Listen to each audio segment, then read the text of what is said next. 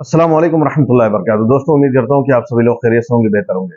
आज की इस वीडियो में मैं कुछ अपने बारे में और कुछ लैंग्वेज के बारे में जो मैं इस टाइम पे बात कर रहा हूँ और मैं 15 साल से पहले, वो 15 साल के पहले मैं किस तरह बात करता था, इस बारे में कुछ बात करने की कोशिश कर रहा हूँ। मैं चाहता हूँ कि आप लोगों को भी बताऊँ कि मतलब आदमी कैसे डीप हो जाता है, कैसे अगर वो बात मुस्तकिल ना करे, जिस तरह से उसकी एबिलिटी होती है, जो इस तरह से बात करने की कोशिश करता है और जो करता था पहले। तो अल्हम्दुलिल्लाह अच्छी बात ये थी कि जब मैं मदरसे में था, स्कूल में, इस्लामिक मदरसे में मैं जब पढ़ा करता था, तो बोलने का सलीका, तरीका, वो तहजीब जो है ज़बरदस्त हुआ करता था। क्योंकि मुस्तकिल आदमी किसी टॉपिक को अगर दे दिया जाए तो वो आदमी बात करने लगता था। मैं खुद उसी बात को लेकर कंफ्यूज था, और जब मैं ये सोशल मीडिया इस्तेमाल करने लगा और जब मैं यूट्यूब पे वीडियो बनाने लगा, यूट्यूब पे डालने लगा और फेसबुक से अटैच हुआ, तो मुझे कहीं ना कहीं जाके इस बात का रियलाइज हुआ कि शायद मैंने बहुत कुछ खो दिया है अपनी जिंदगी में। जब मैं उस टाइम था तो अल्लाह का शुक्र है अब भी, और हमेशा रहेगा कि मैं उसी चीज को रिकवर करने की कोशिश कर रहा हूं और उसी चीज को मैं दोबारा यूटिलाइज करने की कोशिश कर रहा हूं। मैं चाहता हूं कि इस चीज को दोबारा रिपीट करूं। जिस तरह से पहले था कि मैं जुमे की नमाज, खुतबे देना, जुमे की नमाज, तकरीर करना, शेर पढ़ना, हमदुनात और गज़ल वगैरह जो भी था, इसमें महारत होती थी और पढ़ने के लिए जिगरा होता था, और जिगरा चाहिए भी होता था कि महफिल में, प्रोग्राम में पढ़ना एक जिगरी की ज़रूरत होती थी। तो अब मैं जब वहाँ से यहाँ आया कतर में, तो लगभग 15 साल हो गए, 15 साल से ऊपर हो रहे हैं। और उस दरमियान जो है बहुत सारी चीज़ें तब्दील हो गई, बहुत सारी चीज़ें बदल गई।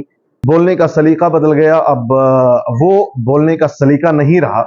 जिस तरह से उर्दू ज़बान में, वो उर्दू में जो प्यार होता था, जो शफ़क़त होती थी बोलने की, जो उर्दू वर्ड होता था, अल्फाज होते थे जो लोगों के दिलों में घर कर जाते थे, ये चीज़ें अब नहीं रही। अब वो बोलने के लिए मुस्तकिल अगर किसी बात को बोलना हो, इस टाइम पे जो मैं बात ही कर रहा हूँ आपसे, तो मैं वो बात मुस्तकिल नहीं कर पा रहा हूँ, इसलिए कि मेरे समझ में ये बात नहीं आ रही मुझे बात कैसे करनी है और कौन सी टॉपिक। कहीं कुछ टॉपिक समझ में आती है, कहीं कुछ टॉपिक समझ में आती है, कहीं कुछ बातें करने लगता हूँ तो ये मैं भूल कर कुछ कोई और बातें करने लगता हूँ, और ज़बान के चलने का जो सलीका होता था ना, वो ज़बान नहीं चलती है, ज़बान नहीं टूटती है।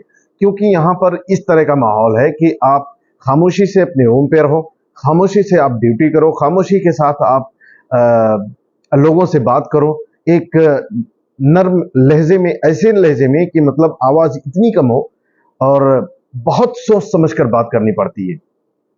बहुत अच्छी बात है, लेकिन कहीं ना कहीं इस चीज को लेकर मैं मतलब काफी डीप हो गया हूँ। इसको लेकर कंफ्यूजन होती है कि यार मैंने बहुत कुछ खो दिया है।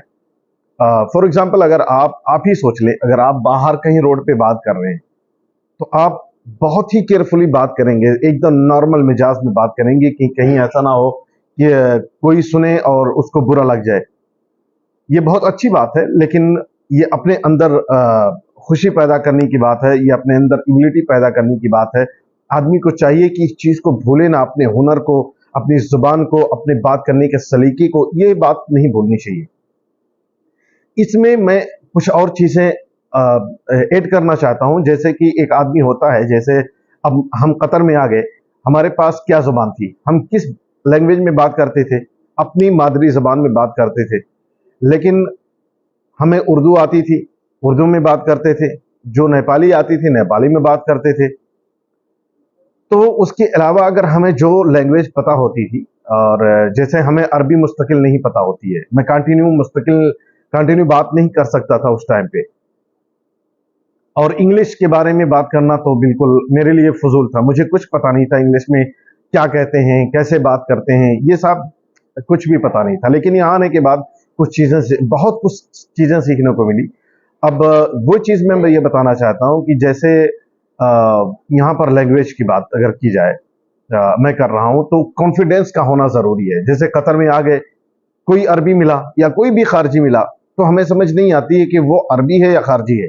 मतलब वो इंडिया से है या नेपाल से है या बांग्लादेश से है, पाकिस्तान से है या किधर से भी है, अगर उसकी पर्सनालिटी देखी जाए तो पर्सनालिटी के हिसाब से हम मुझे उसे जज करते हैं कि ये कहीं अरबी तो नहीं है या कहीं किसी गल्फ से तो नहीं है।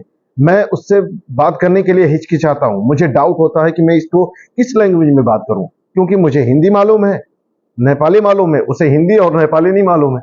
तो इस चीज को दूर करने के लिए मेन पॉइंट ये है ना कि आप अपनी ही लैंग्वेज में कॉन्फिडेंस का होना जरूरी है। अपने ही लैंग्वेज में बात करो कॉन्फिडेंस के साथ। इसका मैं एक एग्जांपल देना चाहूंगा कि मैं एक बार खुद एक काम से गया था एक ऑफिस में, और वो काम नहीं हो रहा था। मैं नॉर्मल ट्राउजर और टी शर्ट में गया था, नॉर्मल लिबास में गया था। तो सोचा कि मेरा काम हो जाएगा। गया तो वो सिक्योरिटी ने वहां पे मुझे मना किया और बोला कि काम नहीं हो पाएगा, आप दूसरे दिन आओ। फिर मैं दूसरे दिन गया, जब वहां पे पहुंचा तो फिर वही लिबास था, नॉर्मल, बिल्कुल सिंपल सादा सा। और उसने फिर वहां पे जाने के बाद मैंने उससे पूछा कि मुझे ये काम है, तो उसने फिर मुझे मना कर दिया और बोला कि ऐसा है, आज नहीं हो पाएगा, कल किसी और टाइम आओ।